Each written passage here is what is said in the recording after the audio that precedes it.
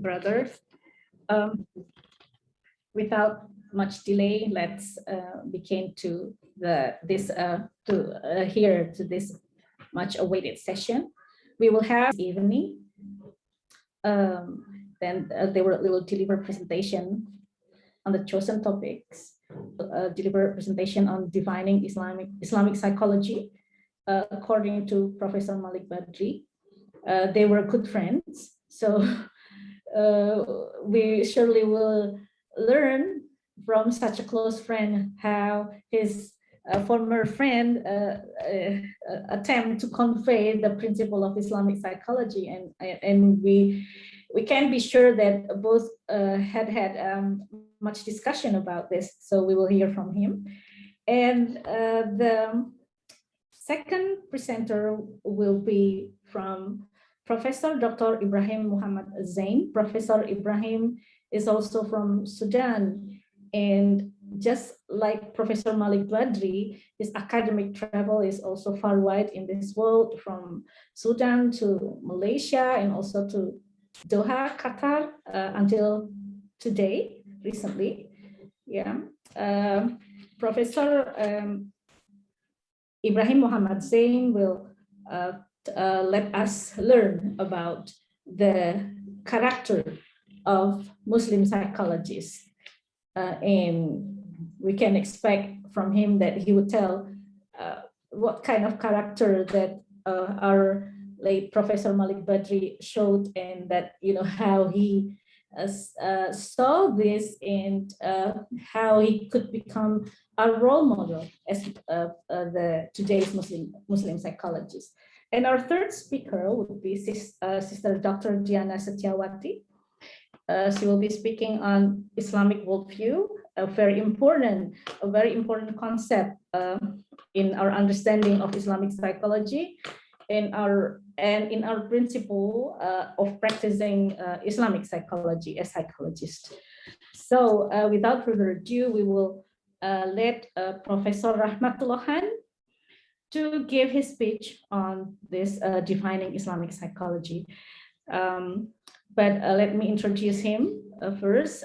He was a professor of psychology at International Islamic University of Malaysia. His time there was at the same time with Professor Malik Badri when he was active in the same institution. And then Professor Rahmatullah moved to University Sultan Idris, Malaysia. And currently he is at the University Selangor Industry. Is this correct? Prof. Rahmatullah? Okay, thank you very much. Prof, without further ado, the time and screen is yours. Thank you very much. Okay. Bismillahirrahmanirrahim. Assalamualaikum warahmatullahi wabarakatuh. Alhamdulillahirabbil alamin wassalatu wassalamu ala asyrafil anbiya'i wal mursalin wa ala alihi wa sahbihi ajma'in.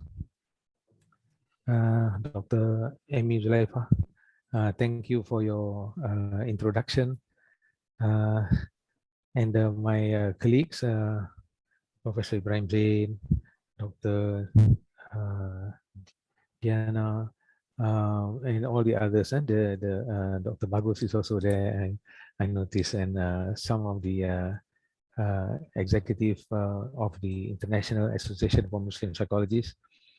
First of all, I would like to thank the organizers for inviting me to share some of my experiences with Prof. Malik.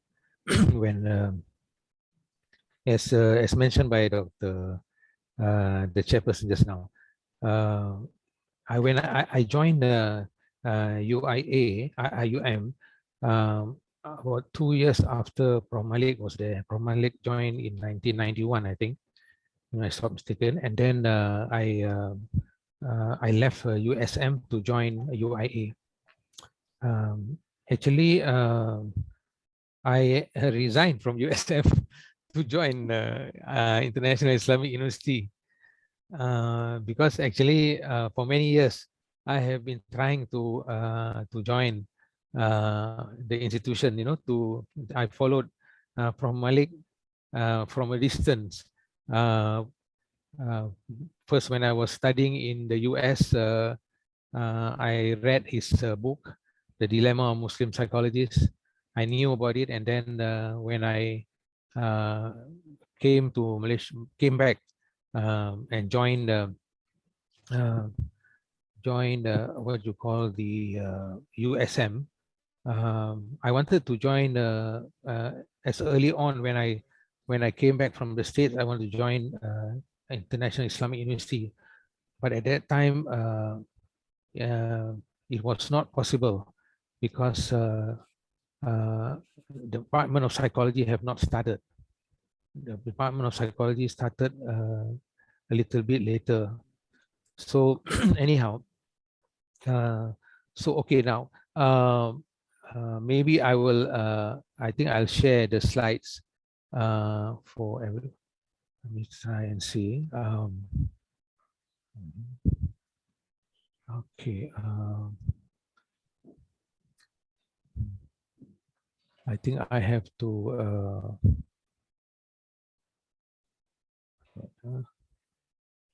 Click that. Yeah, that one. Is it all right now? Okay. So when the community asked me to do this presentation, I thought of several colleagues or even ex-student of from Malik, Dr. Alizi alias and Salami Mutiu. Dr. Alizi was actually a student of Prof. Malik. Yeah, he was a student of Prof. Malik also. And then also Salami, but Salami came later on when Salami was doing masters, and later Salami came and did his doctorate under myself in UPSI. So I thought that maybe because this topic, Islamic psychology according to Prof. Malik Badri is quite a big topic. I don't think we are able to cover what he has done. What he's, but hopefully, at least if I get two other persons to join me to sort of like give some ideas, then maybe I minimize my the problems. When I want to discuss about our late Professor Malik. All right. What I want to do in this presentation, although it's limited at 30 minutes, I said first give some introduction, and then we'll look at Prof. Malik's early experiences in Islamization of psychology, and then something about developing courses and curriculum development in especially in Islamic psychology in Malaysia, because he spent quite a number of years in IIUM. And then what's next? What's our attitude, or our challenge, towards spiritual therapy? Actually, this presentation is actually based on the following. I have conducted a couple of interviews with Prof. Malik, and some of it has been published in Intellectual Discourse in 2015. I recommend, especially we have quite a lot of students in Islamic psychology here, maybe to try and read this account. It's about almost like 13-14 pages of account. And then also this presentation is also based on Dr. Alizi's chapter in a book he wrote. Excuse me. And also Dr. Salami's ongoing work. He also was working on the Islamic contemplation, for good life. Okay. All right. Regarding my interviews with Prof. Malik, actually I've done quite. You see, what happened is that that Prof. Malik is a very busy professor. Although he's very busy, but he still managed to to allocate time for you. So a number of times, especially during the 2000, if I recall, 2011, 12, 13, like that. I've had because although we are in the same department, but both of us are quite busy also. And then earlier on, I was a dean of student affairs, and then Prof Malik, very, he's very busy. He contacts everywhere and all that. So when we meet in the department and all that, so mentioned to him a few times. I said, Prof, if we have time, I want to ask you a few questions. Want to do some interviews like that.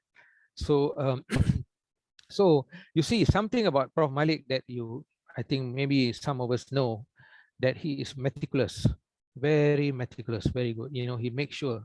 So whenever I ask him some question and I write down what his answers are, he will say to me, uh, brother, you send you email me what you write. I want to have a look. So he wants to make sure, that what we are writing about him is actually correct. So this is actually very amazing. I think amazing. I've never met anyone who is so, what you call, concerned about it. So the things that I mentioned in the interview, if you read my interview with him, is exactly, he has gone through what I wrote, his answers to me. I wrote it, and then he has gone through, he has checked everything. So it's like, if you read it, it's like him talking to you. So that is really amazing. I have also another interview with actually, because another one is like on mainly on al-Balkhi, because at that time he was preparing this. He published 1 2 papers, and then he was talking a little bit about al-Balkhi, and then he said he's trying to translate al-Balkhi's work, and then I sat down with him. I asked him a few things about it, and then he answered, and then so at first I thought I want to publish that just about al-Balkhi, but then later on the book came out, you see. So I thought, okay, I'll put it aside lah. So why not I work on this on the Islamization of psychology. I think maybe one of these days I have to I have to write this what I asked about with him about al-Balkhi, and he focused so much on cognitive behavior therapy. Inshallah, I will try to work on it. Anyway, so there's so much about this the interviews. Okay, let's look at Prof Malik's early education. You see, we will look at his birth, his early education. You see, he's born in a mud hut in in Rufa'a, and actually he went to school there. The school was actually set up by his own father, Ahfad, and later on it became a university. So he went to the primary and secondary schools, this Ahfad school, and I think towards the end they conferred him the distinguished professor of Ahfad University. That's what he got, see, from there. So and then after that he went to American University of Beirut, and he got his BA and MA from this university. And you see, while he was studying there, his early what you call experiences in Islamic psychology, you see, because American University of Beirut at that time is what you call, is all Western. It's all Western. So and they are doing this Freudian stuff and so on. That. So he's actually disenchantment with Freudian analysis, psychoanalysis. And he also, although Carl Rogers was also coming up with the client-centered counseling and all that, but then he rejected this Carl Rogers client-centered counseling because although it was it was like, this is opposing psychoanalysis, but he still reject Carl Rogers because of the non-judgmental attitude of the counseling at that time. See, so in fact now even and he felt that this extreme non-judgmental, non-interfering approach and the unconditional acceptance of client caused the counseling process to lose its value. See, so with the non-Western client, so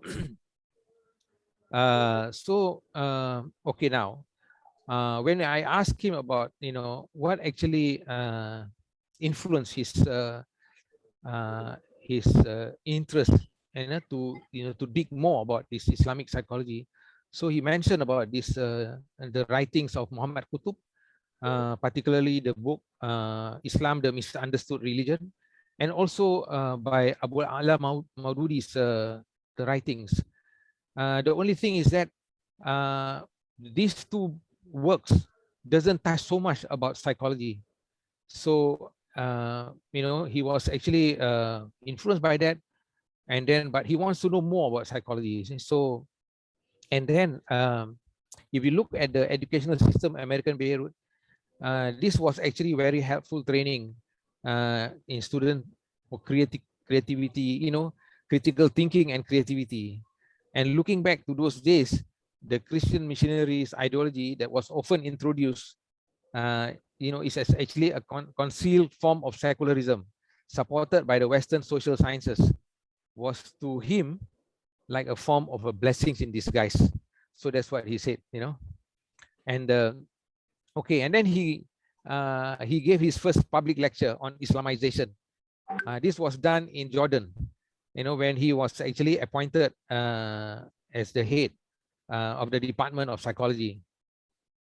So the lay audience liked it, but his colleagues in the Department of Psychology were not happy with it, because it comes with like a surprise to them actually, because he was talking about Islamization. So actually these colleagues in the department, they pride themselves like scientists, being guided by a neutral, value-free scientific method, in which there was no room for religious dogma. So at those days, I guess if we are trained in the Western world, we also feel the same thing. You see, so this was actually driven into them. So this was the general opinion of the Arab, what you call social scientists in the 60s. and and then he read Isaanc's books.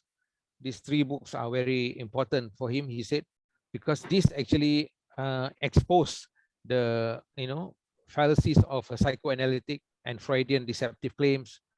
And actually and also later on you notice that Volpe's, you see, because Isaac's claim of superiority for his learning theory, which later known as behavior therapy, but this behavior therapy actually carried out by Volpe. So according to Prof Malik, Volpe is actually the what you call the pioneer for behavior modification therapy. So so this actually behavior modification therapy bring the Muslim student of psychology out from Freudianism, you see. So it was actually something very helpful in that time, because otherwise, in fact, if you look at some of the writings in you have quite a number of Muslim, what you call psychologists or psychiatrists, who are actually very staunch Freudian in those days, you see. So and we know, so he said behavior therapy as evidence-based common sense treatment came with a revolution that helped pave the way for Islamization. So these actually circumstances led him decided to go to London to be trained as a behavior therapist and to learn about his theoretical background, because he knows that actually behavior therapy is very much close to Islamization, to Islamic therapy. So in 1966, with the help of Isaac, he has a meeting with Isaac, and then Isaac suggested for him to study with this Dr. Victor Meyer at Middlesex. So this is where he started actually. While studying under Dr. Victor Meyer, he started using alterations to the systematic desensitization. In my interview, you can see very quite detailed how he actually used, he altered this systematic desensitization. But later, when he went to US, he met Volpe through the help of Professor Ismail Faruqi. Actually, Volpe was not very happy with with his alteration in systematic desensitization. But he just according to Prof Malik, he said Volpe were not very happy, but he just keep quiet like that. And then, but anyhow, he doesn't approve of what Prof Malik did, you see. But somehow, as a psychologist aspiring to Islamize psychology, Prof Malik refused. the behavioristic extremism, because in behaviorism it's more, mechanistic conception, human nature, and you following based on Darwinism and secular humanism. So so now so this is what actually happened when after that he came back, and then he went to a number of Muslim countries. He was working in Saudi and all that, so he started to develop his ideas about psychology, Islamic psychology. Okay, now so that's the first the part on the Islamization of psychology. That was the what you call the basic foundation, how he started doing all those things. Okay, now let's look at when he joined IUM. You see, he joined in 1991. So he started developing courses, and he taught the course Islam and the study of psychology. In fact, when he came, actually Prof Shamsur Rahman already started he developed one course, and it was based on Prof Malik's dilemma of Muslim psychologists, because Prof Shamsur Rahman mentioned to me that when he was asked, because he is the one who set up the Department of Psychology in IIUM, so when he was asked to write the courses and all that, he was thinking how to do this Islamic psychology. So Prof Kamal Hassan, I think, gave him this book, Prof Malik's book, The Dilemma of Muslim Psychologists. So he based the what you call some of the courses on that. And when Prof Malik came, Prof Malik improved on it, improve it. So because the course Islam and the study of psychology was later changed, and then so he also introduced the course psychological studies among early Muslim scholars in the same year, and then the student was exposed to his own book, Dilemma of Muslim Psychologists, together with Ansari's edited book, this Quranic concepts. And then he also introduced these three books, Muhammad Uthman Najati, book on Quran and psychology, hadith, and all that. These are some of the books that were introduced. And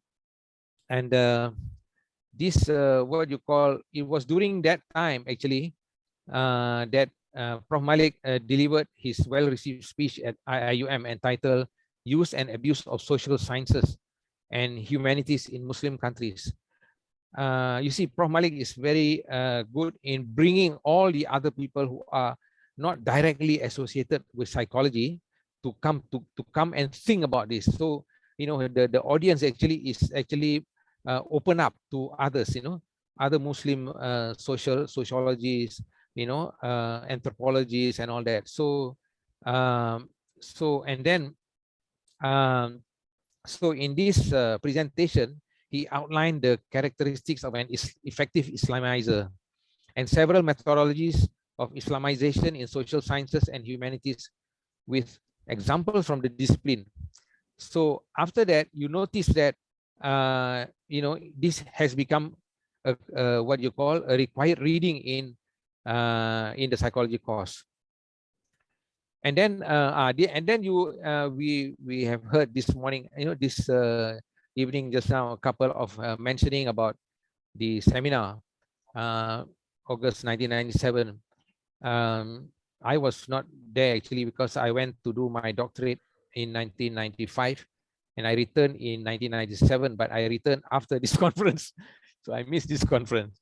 I returned in late, almost December 1997. I missed this conference. This is an international seminar on counseling and psychotherapy. So he mentioned he presented a paper, contribution of Muslim scholars relevant to modern psychotherapies. So this is where he highlighted, the early Muslim scholars' ideas in psychology, and that are ahead of modern psychology, such as classical conditioning, and systematic desensitization, and even suggested this emotional blasting therapy. So at the end of this seminar is the birth of the Iamp. So, and and Prof Malik as the founding president of the association. Okay, now continuing on, during the 2500, he was involved in the curriculum review of the program, psychology program. And during this time, Islamic perspective is not only covered in a separate course, Islam and psychology, but also covered throughout the whole curriculum. What we did in IOM is that all of the courses we require some aspect of Islamization. That means all of us who are teaching, for example, you're teaching abnormal psychology, you would also include what are the Islamization, Islamic perspective. So every courses are included. So and we have to include what you call references, course assignments, and the final exam also there's a need to ask some questions about Islamic perspective. So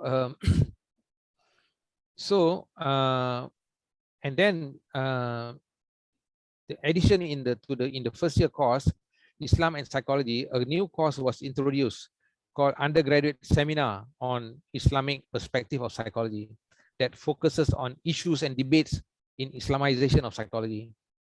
And then during this time, his two books, AIDS, Crisis, and Contemplation, were added as references in various undergraduate and postgraduate courses, in addition to various conference papers he presented while he was in Malaysia. He also introduced a book by Zubair Bashir. This book is actually in Arabic, an early Muslim contribution to psychology, to be included as references, as in the few courses, and even initiated its translation, but I'm not sure whether it is materialized yet. During the what you call this National Seminar on Psychology for Well-being and Self-Actualization in 2001, he presented his well-received keynote speech entitled Islamization of Psychology. It's why, it's who, and it's how. So this is actually later published in 2009 and has been named a main reference for undergraduate and psychology courses. So in fact, during his stay in Malaysia, he had written 3 more books. If you note this, Abu Zaid al-Balkhi's Sustenance of the Soul, which actually he started a few years before the publishing of this book. And then you have the cyber counseling and the cultural and Islamic adaptation of psychology, where this collection of unpublished papers and also some of his writings that were out of print papers, so he compiled in this book. So he actually started on the work on this what you call emotional aspect of the Prophet. I think is almost done. I think this book, if I'm not mistaken, and this book here, Al Jawanib Al Atifiyah fi Hayat Al Anbiya. This book, I think is published already, if I'm not mistaken. So now what's next? You see, Muslims, we as we call ourselves Muslim psychologists, so we have a challenge. Or what's our attitude? Because CBT has become the psychological treatment of choice in all parts of the world. Prof Malik mentioned this. He said even in many Arab and Muslim countries, people have already accepted CBT. However, this third wave of drastic changes, because taking CBT to mindfulness, this is actually happening, where the roots of mindfulness actually is in Buddhist traditions of acceptance and commitment, predestination. So if we look back, the first wave is actually launching and success of behavior therapy, because when behavior therapy was launched and then it is very successful, so it removed what you call Freudian from the scene. And then you have the second wave, which is the marriage between cognitive psychology and its extent of thinking and beliefs. Because in behavior therapy alone, you don't think about the thoughts and all that are put aside. So what happened was, when you put together this cognitive psychology aspect of thinking and beliefs, so this is actually helping it. So come to the third wave.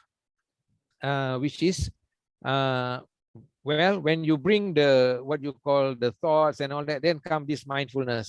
So now the fourth wave will be spiritual therapy. So this is actually a challenge to us. So now when you have this spiritual therapy, so if you look at what we call here Islamic contemplation.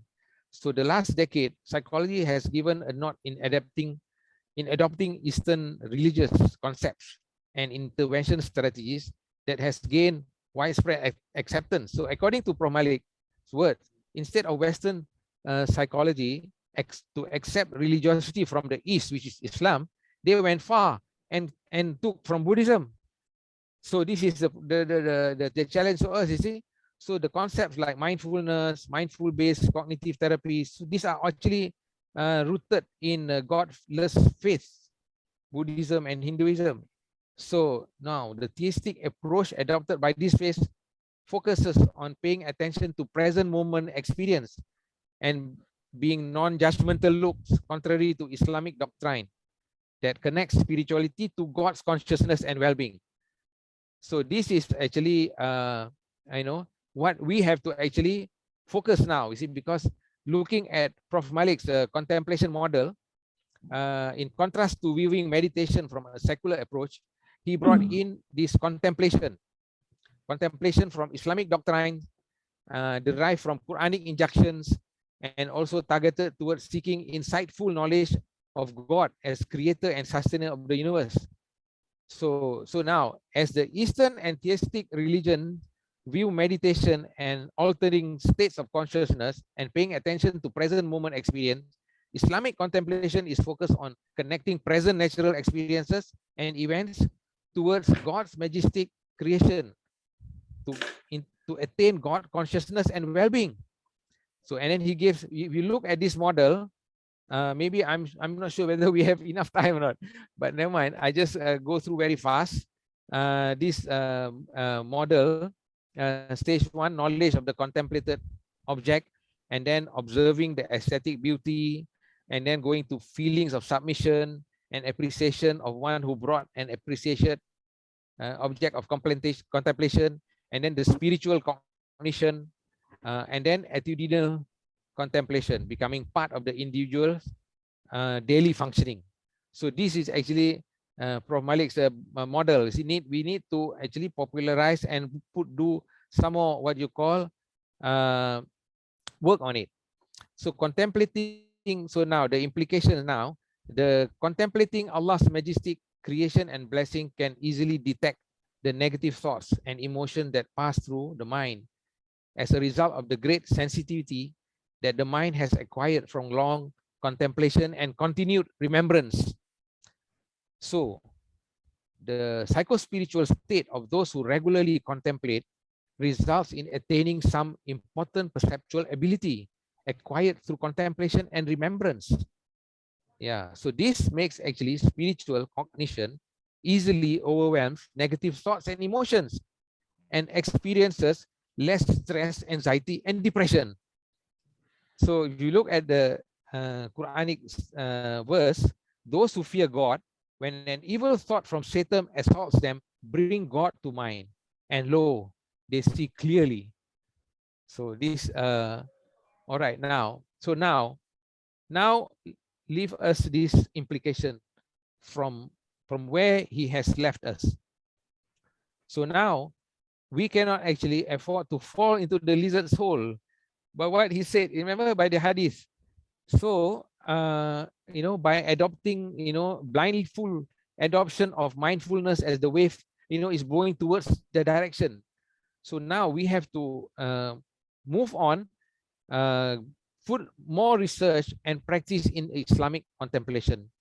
So this is actually from what we gathered from what he wanted us to continue this legacy. Thank you very much. Jazakallah khairan. Mashallah. Thank you very much, Prof. Rahmatullah. You see, your narration, really, it's like reenacting the scholarly life of Professor Malik Badri. It's like he is alive in the hallways. Thank you Yeah, very much. yeah. I like to feel that way, because I Yeah. think it's very difficult for you to sort of like emulate him. It's too, he's far-fetched. He is the giant. We are just what you call trying to at least get bits and pieces of what he left us. So we have to continue his Uh, legacy. That's what I feel. yeah. Mm. Okay. Thank you very much, Prof. We could see how he delved much into some concept from Isang, like the uses and abuses of psychology, the sense and nonsense of psychology. And I could relate that to one of his chapter in the dilemma, when he made this title of the psychology when it merges with philosophy, art, and speculation. Very interesting. I mean, we could see how the influences on that. Um, it's also interesting to note on this contemplation. It's very interesting because there is no way in the mainstream psychology that we have to recognize and understand how Satan works. But as Muslim, we have to know this enemy because Yeah. we have to recognize how much disturbance it can bring us, it can give us, and but that things doesn't exist in the mainstream psychology, I don't think. But Prof. Badri gave doors for that, and the bad thoughts and things, and we have to be aware of that and continue to maintain a good thought that we have. Thank you. We will continue next to Professor Ibrahim Muhammad Zane. The question